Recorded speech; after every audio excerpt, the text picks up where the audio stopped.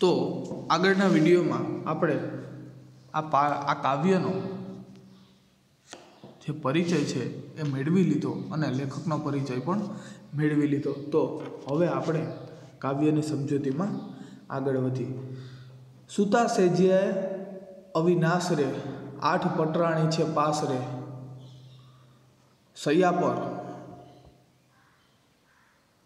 શ્રી કૃષ્ણ સૂતા છે। સૂતા સેજ્યાએ અવિનાશ રે, અવિનાશ એટલે કે જેનો કોઈ નાશ ન કરી શકે તેવા શ્રી કૃષ્ણ સેજ્યા પર એટલે કે ખાટ પર, સૈયા પર શ્રી કૃષ્ણ સૂતા છે। આઠ પટરાણી છે પાસ રે, અને આઠ પટરાણી તેમની પાસે ઊભી છે, બેઠી છે। રૂકમણી તળાસે પાય રે, આ બધી જ પંક્તિઓમાં શ્રી કૃષ્ણનો દ્વારિકામાં વૈભવ કેટલો છે, શ્રી કૃષ્ણની સેવામાં એટલી પટરાણીઓ છે। અને દ્વારકા એવું કહેવામાં આવે છે કે સોનાની નગરી હતી, આખી દ્વારકા સોનાની બનાવવામાં આવેલી હતી। જેમ રાવણ પાસે સોનાની લંકા હતી એવી જ રીતના શ્રી કૃષ્ણએ સોનાની દ્વારકા બનાવેલી। તો એ સોનાની નગરીનો વૈભવ પણ કેટલો હોય એ આપણે આ કાવ્ય પંક્તિઓમાં દેખાઈ આવે છે કે શ્રી કૃષ્ણ સૂતા છે સૈયા પર અને તેની આજુબાજુમાં આઠ પટરાણીઓ તેમની સેવા કરી રહી છે। રૂકમણી તળાસે પાય રે, શ્રી વૃંદા ઢોળે વાય રે, રૂકમણી છે એ ધીમે ધીમે તેમના પગ દબાવે છે, પગમાં ચંપી કરી છે। રૂકમણી તળાસે પાય રે, પાય એટલે પગ, રૂકમણી ધીમે ધીમે તેમના પગ દબાવે છે, પગે ચંપી કરી રહી છે।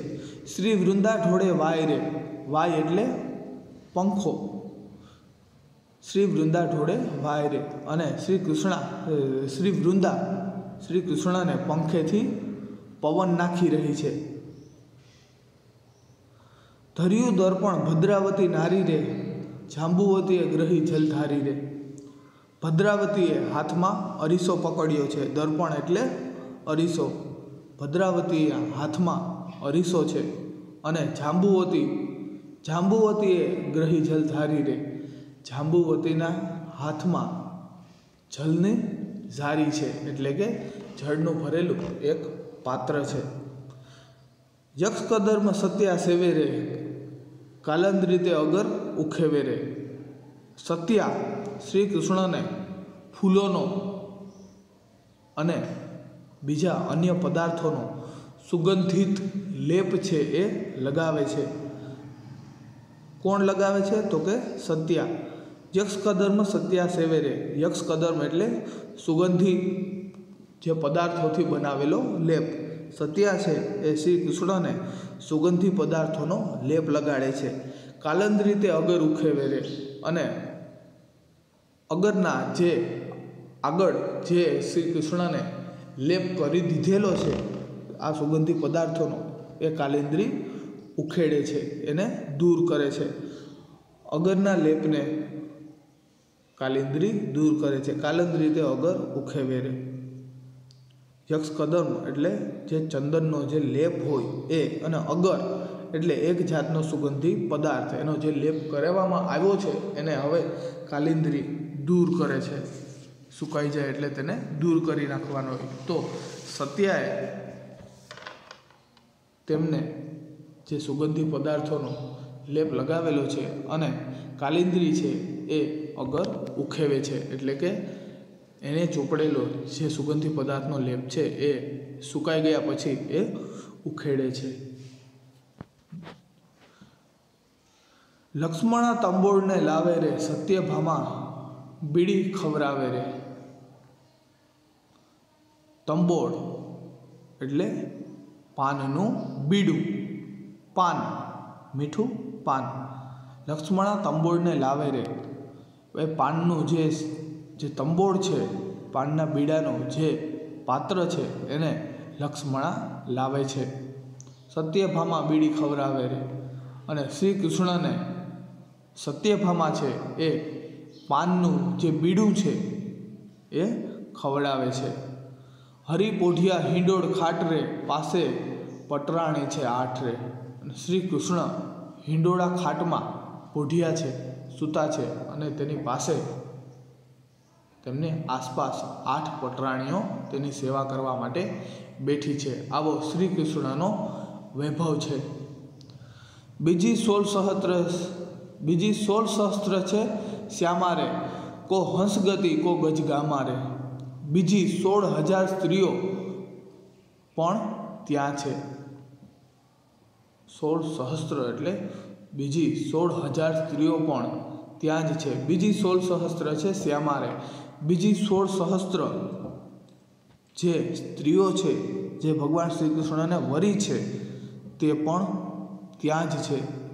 તેમાંથી કોઈ છે એ હંસની ચાલવાળી છે, તો કોઈ ગજગામા રે, જેમ હાથી ડોલતો હોય તેમ તેઓની ચાલ પણ હાથીની જેમ ડોલતી ચાલવાળી છે. અને કોઈ હંસની ચાલે ચાલતી, હંસગતિ કો ગજગામા રે, કોઈ હંસની ચાલ ચાલનારી તો કોઈ હાથીની ચાલથી ચાલનારી છે. મૃગનેણી કોઈ ચકોરી રે, કોઈ સાંભળડી કો ગોરી રે.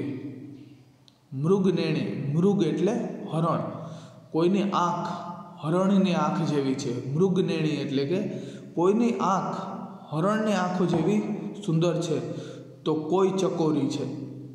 ચકોર એક પક્ષીનું નામ છે કે એ જ્યારે આ ચકોર પક્ષી પૂનમની રાતે જે વરસાદ થાય ચોમાસામાં, જ્યારે આકાશમાં આખો ચંદ્ર દેખાય અને પૂનમની રાતે વરસાદ થાય, એ વરસાદનું પાણી જ છે એ ચકોર પક્ષી પીએ છે. પૂનમની રાતે થયેલા વરસાદનું પાણી જ ચકોર પક્ષી પીએ છે. આકાશમાંથી વરસાદ પડતો હોય અને એ ચકોર પક્ષી પોતાનું મોઢું ખોલી અને એ વરસાદનું પાણી ભરપૂર છે એ પીએ છે.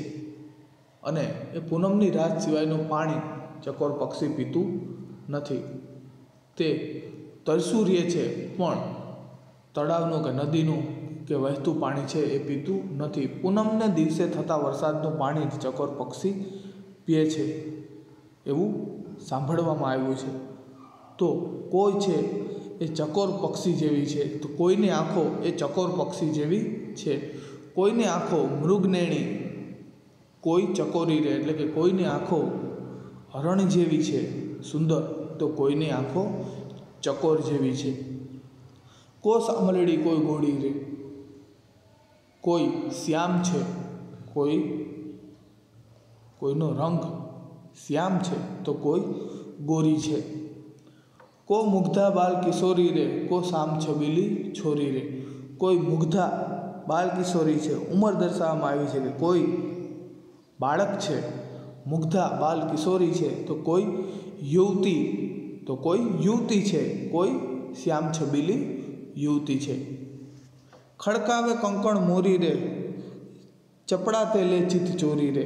કોઈ હાથના કંકણ એટલે કે ચૂડી ખખડાવે છે. ખખડાવે કંકણ મોરી રે, કોઈ હાથના કંકણ એટલે કે ચૂડી છે એ ખખડાવે છે. ચપડા તે લે ચિત ચોરી રે.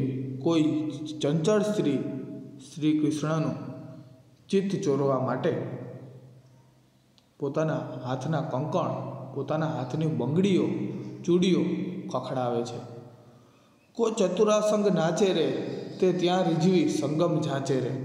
અને કોઈ ચતુર સ્ત્રી, કોઈ ચતુરા ત્યાં શ્રી કૃષ્ણને પ્રસન્ન કરવા માટે નાચી રહી છે અને શ્રી કૃષ્ણનો સંગમ છે એ ઝંખે છે. હરિ આગળ રહી ગુણ ગાતી રે, વસ્ત્ર બિરાજે નાના ભાતી રે. આમ સૌ હરિ આગળ રહીને, શ્રી કૃષ્ણ આગળ રહીને તેના ગુણગાન ગાય છે, તેમની સેવા કરે છે. હરિ આગળ ગુણગાન ગાતી રે. આમ બધી જ સ્ત્રીઓ શ્રી કૃષ્ણની આસપાસ રહી અને શ્રી કૃષ્ણના ગુણગાન કરે છે, તેમની સેવા કરે છે. વસ્ત્ર બિરાજે નાના ભાતી રે. સૌએ ભાત ભાતના વસ્ત્રો પહેર્યા છે.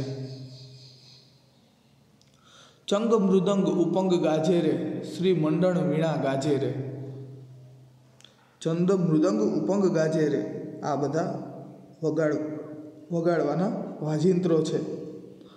કોઈ મુખેથી વગાડવાનું વાજિંત્ર છે, કોઈ ઢોલક વગાડે છે, ઉપંગ એટલે કે ઢોલક એક પ્રકારનું વગાડવાનું વાજિંત્ર, કોઈ મુખેથી ચંગ છે એ મુખેથી વગાડવાનું વાજિંત્ર છે, મુખેથી વગાડવાનું વાજિંત્ર. ઢોલક એ પણ એક પ્રકારનું જે વાજિંત્ર છે એ પણ વાગી રહ્યું છે. ચંદ મૃદંગ ઉપંગ ગાજેરે આ બધા વાજિંત્રો વાગી રહ્યા છે. ગાજેરે એટલે વાગી રહ્યા છે. શ્રી મંડળ વીણા ગાજેરે અને શ્રી મંડળ વીણા વાગી રહી છે. ગાંધર્વા કડાકો કરતી રે ફટકે અંબર કરમાં ધરતી રે.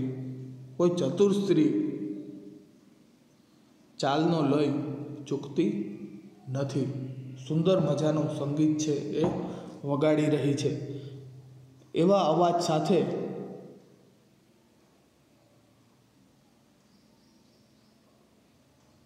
એવા સુંદર સંગીતના અવાજ સાથે એક ફટકે જાણે અંબર છે એ આકાશ પણ ગાજતું હોય તેવું લાગે છે. ફટકે અંબર કરમાં ધરતી રહે અને આકાશ પણ તે હાથમાં લઈ લીધું હોય તેવું લાગવા માંડે છે. ચતુરા નવ ચૂકે ચાલ રે,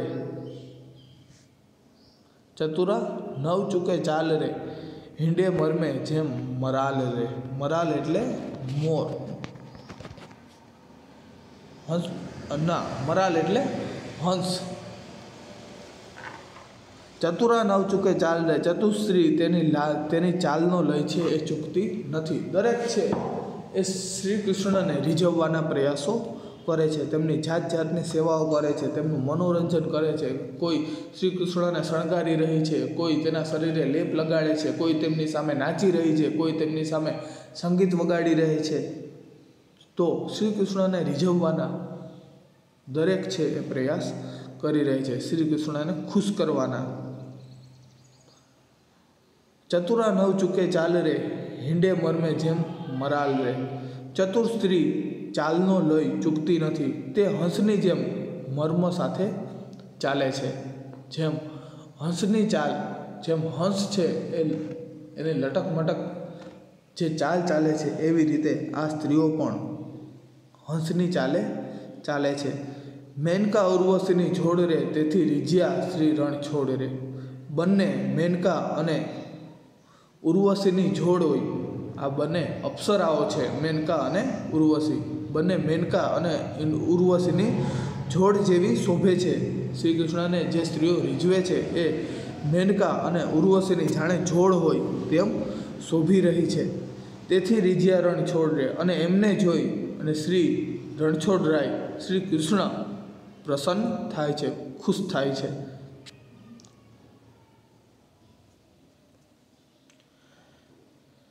એમ થઈ રહ્યો થઈ કાર રે રસમગ્ન છે વિશ્વાધાર રે. આ રીતે એમ થઈ રહ્યો થઈ કાર રે એટલે કે આ રીતે નાચગાન થઈ કાર ચાલી રહ્યો છે. રસમગ્ન છે વિશ્વાધાર રે. વિશ્વાધાર એટલે કે વિશ્વના આધાર એવા શ્રી કૃષ્ણ, વિશ્વના આધાર એવા શ્રી કૃષ્ણ રસમગ્ન છે. આ બધું જ જે ચાલી રહ્યું છે તેને જોઈ રહ્યા છે. એવે દાસે ધાતી આવે રે તે નાથે પાસે બોલાવી રે. એવામાં એક દાસી દોડતી આવે છે. આવા સમયે એક દાસી ત્યાં દોડતી આવે છે. એવે દાસી ધાતી આવે રે. ધાતી એટલે દોડતી. એવા સમયે, આ સમયે એક દાસી છે એ દોડતી ત્યાં આવી પહોંચે છે. તે નાથે પાસે બોલાવી રે અને શ્રી કૃષ્ણ તેને પાસે બોલાવે છે. બોલી સાહેલી શીશ નામી રે દ્વારે દ્વિજ ઊભો છે સ્વામી રે. એ દાસી બોલી સાહેલી શીશ નામી રે, માથું નમાવી અને એ દાસી બોલે છે. દાસી શીશ નમાવીને બોલે છે, દ્વારે દ્વિજ ઊભો છે સ્વામી રે. હે સ્વામી, મહેલને દરવાજે કોઈ દ્વિજ એટલે કે બ્રાહ્મણ આવીને ઊભો છે. ન હોય નારદજી અસ્મેવ રે અવશ્યમેવ રે. ન હોય વશિષ્ઠ ને વામદેવ રે. એટલું તો નક્કી છે કે એ નારદજી નથી, નથી એ વશિષ્ઠ કે નથી વામદેવ, આમાંથી એ કોઈ નથી. એટલું તો નક્કી છે કે એ નારદજી પણ નથી. ન હોય નારદજી અવશ્યમેવ રે. એટલું તો નક્કી જ છે કે એ નારદજી નથી અને એ વશિષ્ઠ પણ નથી અને વામદેવ પણ નથી. આવું છે એ દાસી શ્રી કૃષ્ણને કહે છે. તો આ 10મી કડી પછીનો આપણે આગળના વિડીયોમાં અભ્યાસ કરીએ.